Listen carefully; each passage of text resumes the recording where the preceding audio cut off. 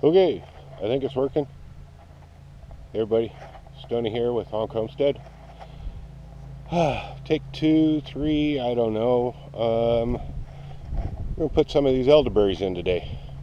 I've already got a bunch planted, and apparently my camera technology is smarter than I am, at least today. So, let's go see if we can make this work. Okay, I got manure and soil mix here, and there's the plum tree. A bunch of those volunteers are going to come out. It's rhizomus. They come up through the roots. The rose hips are looking fair. Not great, but fair. Let's go over here, see what we can find. There's the old self-propelled lawnmower. Working on that corner. She makes her own gas. It's awesome. Okay. So, I don't know if you're seeing what I'm seeing here, but over here is a path, and right here is a path. There's about 9 feet between them. This is a leach field, actually, and with 9 feet between the pipes and being down 2 to 3 feet, I think I've gone through everything I can find information-wise, and we're going to be okay if I put these elderberries back here. Now, the reason I'm putting them back here, this is south, and this is hay and cattle, this field, so I won't have a blockage here outside of the yard proper. So when we're putting elderberries in, we want full sunlight. And full sunlight, for those of you that are not familiar with gardening practices, full sunlight actually means 6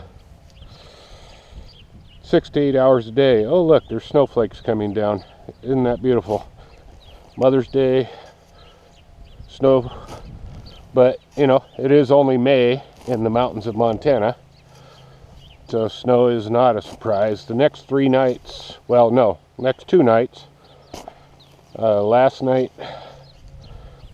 would have been 3, but it's supposed to be down in the 20s again.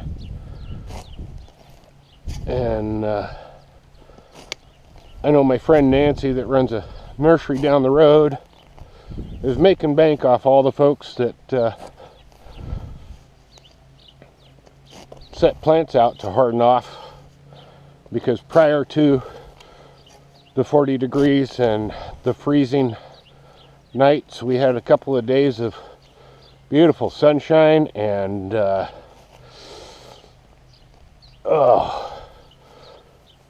warm nights, some really good rain. A lot of people put their plants out to harden off and probably didn't pay any attention to the weather. So anyway, what I'm doing here is I'm pulling the sod off of this mound, and I'm making the hole a lot bigger than it needs to be on purpose, because this whole section of the backyard is going to end up being permaculture growth, and it's going to end up being wood chipped and planted over, so I'm not worried about the sod. And you can see I've got beautiful soil back here.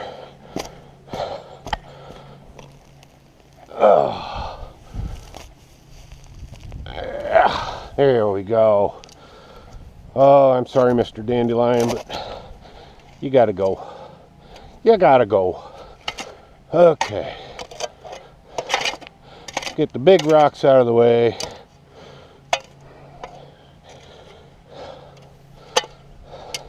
Now, these elderberries are from Stark Brothers, and they recommend planting them 2 to 3 inches deeper than what they came from the nursery. This is an Adams. You can see the fresh shoot. They came with fresh shoots coming. But I've got an Adams and 2 Johns, and the reason I'm doing that is because even though elderberries will produce well in the right environment, they do a lot better if you have at least 2 varieties.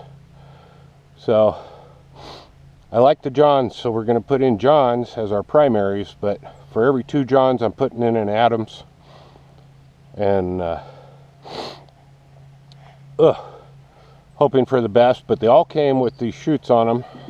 I'm sure you can see there's shoots, more shoots from the root cutting. And if you didn't know this, I could take this off. There's a growth there. I could take this nubbin off and plant it or root it in a pot and let this shoot grow, and I'd have another plant. Same with this one. Elderberries are very easy to propagate if you treat them right. So they came bare root, and the recommendation is to plant them 2 inches lower than the nursery did. Well, right about here is where the nursery would have put them in. So we're going to go up above this green. There's a nubbin right there. We'll plant them in about right here. And elderberries are a shallow root plant. So I'll take these long runners and spread them in the hole as opposed to going for the big taproot. That's a beautiful, beautiful specimen right there. Yep, those are good looking plants. Anyway, so we'll have full sunlight here, which, you know, it's considered 6 to 8 hours of full sun exposure. And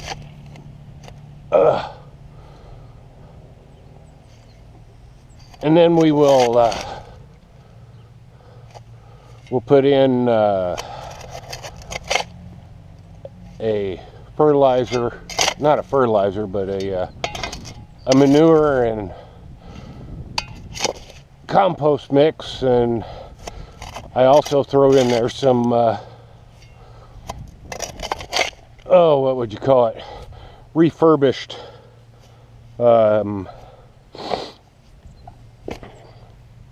potting soil out of the pots from last year.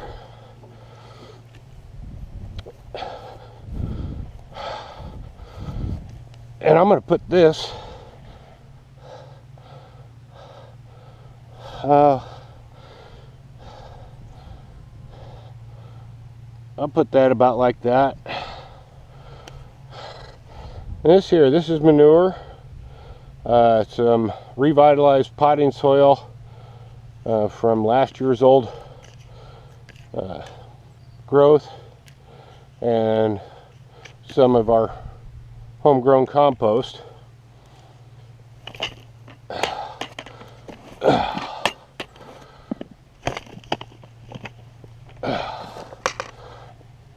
And I'm going to mound that up around these roots. I'm going to cover this runner up. I want good nutrient contact with my root system, and then the rest of this we'll do with dirt, or not dirt, soil, excuse me. That's one of my pet peeves, but I do it too. So The rest of this we'll mound with soil, and then we'll top dress it with some of this mix. And it's okay if it's mounded up, because there's going to be, where this runs, there's going to be another, oh, probably 4 to 6 inches minimum of ground cover added here. Topsoil, compost, wood chips, etc., etc. This entire lane between the two leach drains down here is going to be turned into permaculture for medicinal plants like the elderberry and a variety of flowers and herbs. There's actually, I think, 3, 1, 2, 3, I think there's 3 of these sections in this area of the property that are going to be done this way, with just a single path in between each of these 9-foot wide areas. Will probably, give or take, go about 7 feet and keep a path to grow over the leach pipes.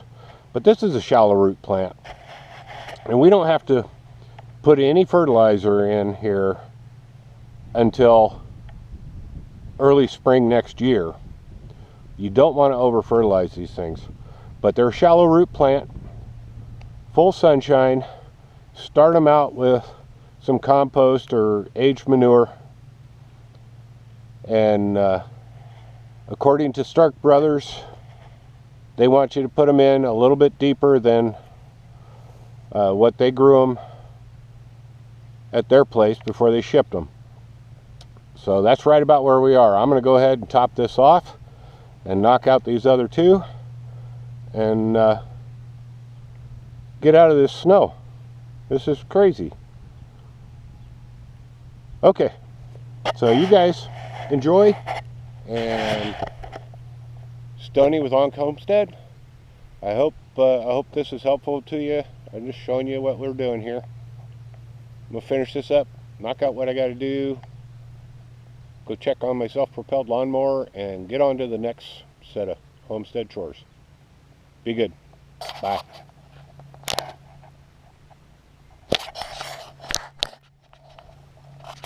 First, I got to figure out how this works.